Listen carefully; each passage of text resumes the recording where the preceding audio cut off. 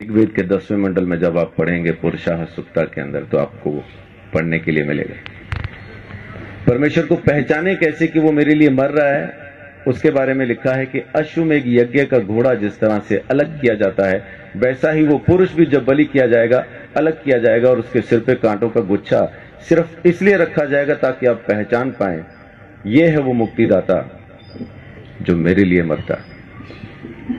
ये बात मैं परमेश्वर की कर रहा हूं, ईसाइयों की कर नहीं रहा। ईसाई की सुन के अगर समझ के सुनेंगे, आपकी समझ के बिल्कुल बाहर बातचीत है।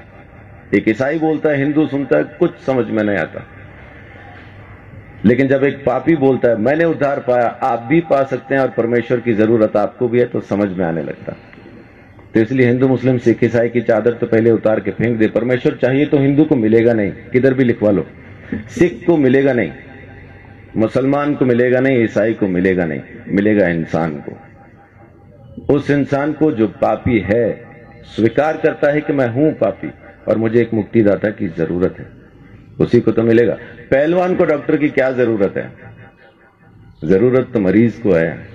तो धर्मी को परमेश्वर नहीं चाहिए, परमेश्वर तो पापियों को चाहिए, और पापियों को बचाने ही वो जमीन पे आया है, यही उसकी मोहब्बत है। तो मैं अपनी बात को यहां खत्म करता हूं कि परमेश्वर प्रेम है। बाइबल के अंदर लिखा है, पहला यूहन्ना की पत्री में 4 अध्याय में लिखा है कि परमेश्वर प्रेम है। उसके प्रेम को समझेंगे तो आप अपने पापों से मुक्ति पा सकेंगे। दोबारा जन्म होना नहीं है आपका। माफ कीजिए, एक चीज ये छोटी सी क्लियर करके मैं अपनी बात को खत्म करूंगा, क्योंकि अपन को शैतान ने एक वहम में डाला हुआ है कि इस जन्म में नहीं तो अगले में मुक्ति हो जाएगी, इसलिए अपन आराम से बैठे। कहने वाले ने कहा था काल करे सो आज कर, आज करे सो अब, पल में प्रलय होगी, बहुरी करेगा कब। लेकिन शैतान ने बोला आज करे सो काल कर, काल करे सो परसों। इतनी जल्दी क्या पड़ी है जब जीना है बरसों। बच्चे आपका नाम क्या है?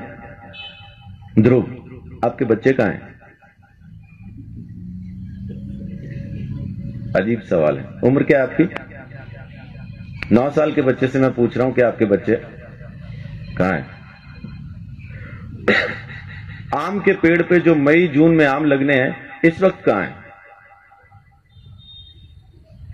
बहुत बहुत शुक्रिया। गुरुजी कहते हैं आम में, उसी पेड़ में वो आम है जो मई जून में दिखाई देंगे। तो ध्रुव के बच्चे कहां हैं? ध्रुव में। जब उसका मौसम आएगा बच्चे नजर आएंगे। तो जब ध्रुव नहीं था तब उसके बच्चे कहां थे? पापा में। और जब पापा नहीं थे तब ध्रुव के बच्चे कहां थे? दादा में। जब दादा नहीं थे तो कहां थे? तो उनके पिता में, उनके पिता में, उनके पिता में। ऐसा अपन किताब को फोल्ड करते जाएं तो उस आदम में पहुंच जाते हैं जिसको परमेश्वर ने बनाया, और उसमें बीज डाल के कहा अब तुम पैदा करो। हर जानवर को, हर प्राणी को, हर चीज को परमेश्वर ने बीज के साथ बनाया और आज्ञा दी अब तुम पैदा करो। तो जब परमेश्वर ने आदम को बनाया, हम आदम में थे। जब परमेश्वर ने आदम को यह आज्ञा दी ये फल न खाना, तब हम आदम में थे। जब आदम ने आज्ञा तोड़ी तब हम आदम में थे। जब आदम परमेश्वर से अलग हुआ तब हम आदम में थे। इसी तरह से हम परमेश्वर से अलग हो गए। हमने किया कुछ नहीं, खाया पिया कुछ नहीं, गिलास तोड़ा 12 आना किया आदम ने, अलग हम हो गए। वेदों में लिखा है कि बच्चा पैदा होते ही पाप के हाथ में सौंप दिया जाता।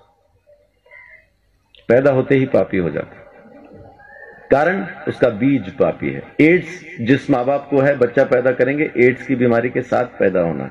इस वजह से हम पैदा ही पापी होते हैं, इसलिए हमें मुक्ति की जरूरत है। और अगर मुक्ति हम खुद ले सकते होते तो मुक्ति दाता शब्द कभी आता नहीं। देने वाला हमको जरूर चाहिए, वो एक ही है। परमेश्वर ने हमारे लिए मुक्ति का रास्ता खोला, स्वयं हमारे लिए बलिदान दिया ताकि हम हमारे गुनाह से आजाद हो जाएं। ये उसकी मोहब्बत नहीं तो और क्या है। तो उसकी मोहब्बत से आप अभी इसी वक्त मुक्ति पा सकते हैं। आपको जन्मों का इंतजार करना नहीं, क्योंकि यही एक जन्म है, दोबारा होगा नहीं। आज के बाद दोबारा हम कभी पैदा नहीं होंगे। ये पहला और आखिरी जन्म है। मुक्ति मिलेगी तो अब, नहीं मिलेगी तो कभी नहीं। तो परमेश्वर प्रेम है, उसके प्रेम को समझें, उसके दिए हुए उद्धार को समझें। यीशु मसीह ने मेरे लिए मेरे सारे दंड को सह लिया और मेरे गुनाहों से मुझे आजाद किया। ये काम उसने आपके लिए भी किया है, बस आपको स्वीकार करना है। परमेश्वर आप सबको बहुत आशीष दे। बड़ी बात।